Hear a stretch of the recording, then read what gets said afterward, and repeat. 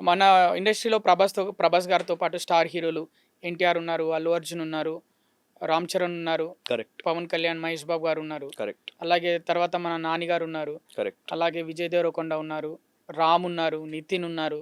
ఇలా చెప్పుకుంటూ పోతే చాలా హీరోలు అందరు ఉన్నారు. యా వీళ్ళందరినీ చూసినప్పుడు ఏమనిపిస్తుంది అంటే ఏమన్నా ఒక్కొక్కసారి వాళ్ళని చూసినప్పుడు ఇప్పుడు పవన్ కళ్యాణ్ గారిని చూసినప్పుడు ఏమనిపిస్తుంది మీకు వెంటనే? నాకు ఆరా అనేది గుర్తొస్తుంది. ఎందుకో ఆయనకి ఇప్పుడు చాలా ఆరా ఉంటుంది కదా, మ్మ్. నాకు ఆయన వస్తే లైక్ ఒక మాస్ ఆ, ఇట్లా ఒక వేవ్ లాగా ఉంటుంది. మహేష్ బాబు గారిని చూస్తే, అందం, జూనియర్ ఎన్టీఆర్ గారిని చూస్తే, డాన్స్, అల్లు అర్జున్ గారిని, ప్యాషన్, రామ్ చరణ్ గారిని. డాన్స్, బాడీ, మ్మ్.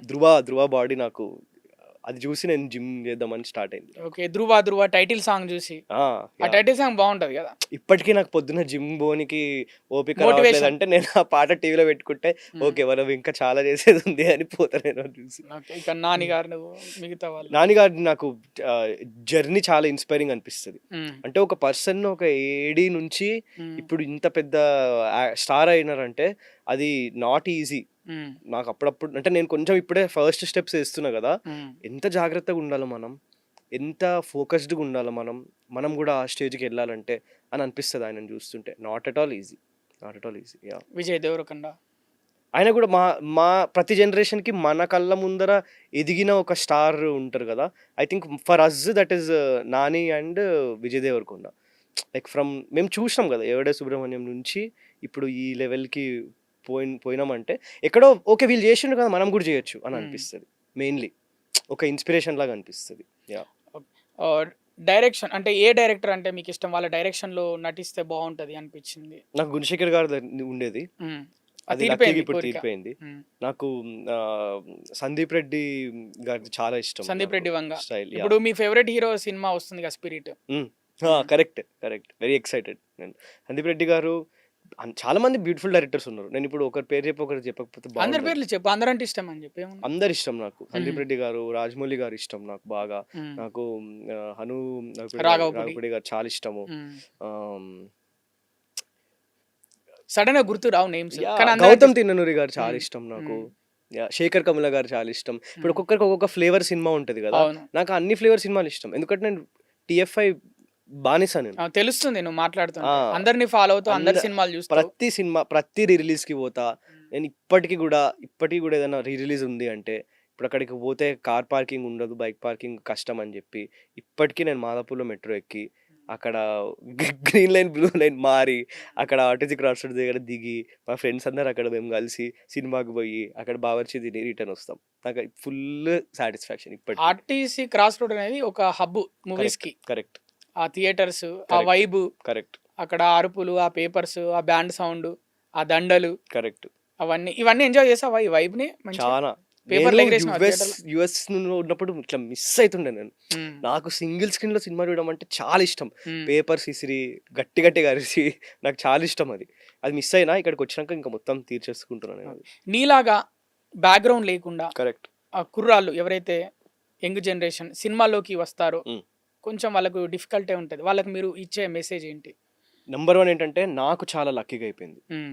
అందరికీ అంతే లక్కీగా అవుతుందని నేను చెప్పలేను. మ్మ్. కాకపోతే నేను ఏం చెప్తానంటే మనం మన మీద మనకు చాలా నమ్మకం ఉండాలి. నాకు అదే అనిపించింది.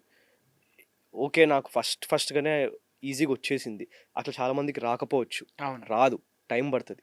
కానీ నిజంగా నీకు లోపల యాక్టరే నేను అవ్వాలి అని గట్టిగా గుంజుతుంది. ఆ జీల్ అనేది ఉంటే. ప్లస్ నేను చేయొచ్చు అనేది కూడా ఉండాలి. ఇప్పుడు నీకు ఎంత గుంజినా నువ్వు ఎఫర్ట్ పెట్టకుండా నీకు రావట్లేదు అనుకో, మ్మ్.